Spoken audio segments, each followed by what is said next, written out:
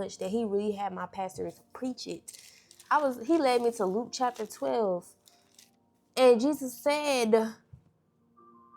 to whom much is given, much is required. And the more that you are given, the more that is required of you.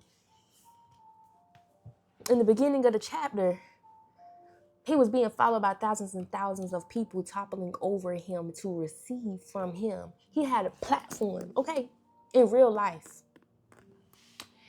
He had platform. He had abundance, right? But I don't think we understood or understand how much of himself that he had to give. He literally had to die. And he stayed humble regardless of all the things that he could have done, the capabilities that he had because of who he actually is. And when I looked at my heart and all the things that I want and the outcomes that what I was desiring, God said, okay, are you doing what needs to be done? Are you being a good steward? What are you living like? So in the beginning of Luke chapter 12, as Jesus was being followed by thousands and thousands of those people, he stopped and he talked to them. And he was like, listen, don't be like the greedy man who was rich, the rich, greedy man who had all his things. We can be rich in whatever, not just money, but rich in spirit and have so many gifts and talents. Don't be like, oh, I'm going to just store up all my stuff for myself and then you die the next day, right? Don't be like that, because you don't live a life of purpose being self-seeking and selfish and only putting yourself first.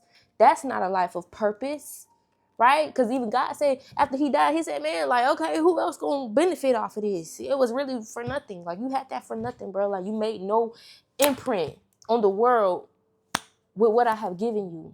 Next, he says, don't even worry about your life, though. Like, don't worry about what you're going to get, what you're going to eat, what you're going to wear, what you're going to do. Like, God take care of the sparrows, man. He dressed the lilies, bro. Like, you more important than that. You know what I'm saying? So, basically, he's confronting our way of living when we live in lack and when we live in, survival mode. Okay? But he said, yeah, don't live in a survival mode or lack, but you actually need to seek the kingdom of heaven and all of his righteousness. Then all your desires and stuff that you want, that's going to be added unto you. So God is shifting us from a place of lack and, just always being like, ooh, to a place of abundance, right? Where we can actually have rest in God.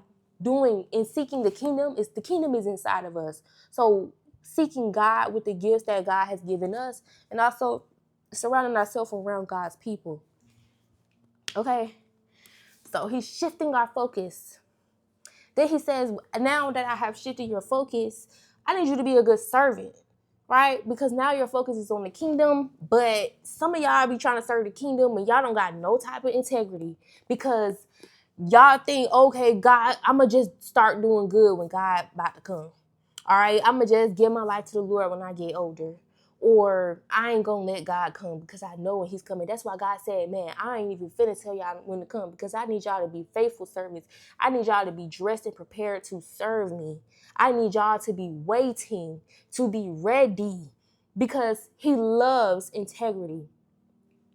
Second, he said he looking for a faithful servant, but he said, yeah, in order to be a faithful servant, don't be out here just knowing what you're supposed to be doing and you not doing it because you're going to get punished.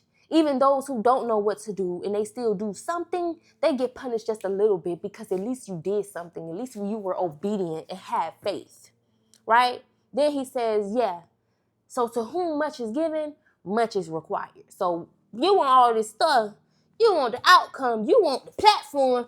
There's a lot of stuff that's going to have to be taken from you, stripped from you, and that you're going to have to put in for you to receive. All right? And it's not about getting nothing. It's not about only our works, but having the faith in God for real and knowing him and honoring him with the gifts that he has given us, honoring this covenant between him and thee. Read Romans chapter 12 for yourself and see what God is going to say because he definitely checked me. Thank you. Bye.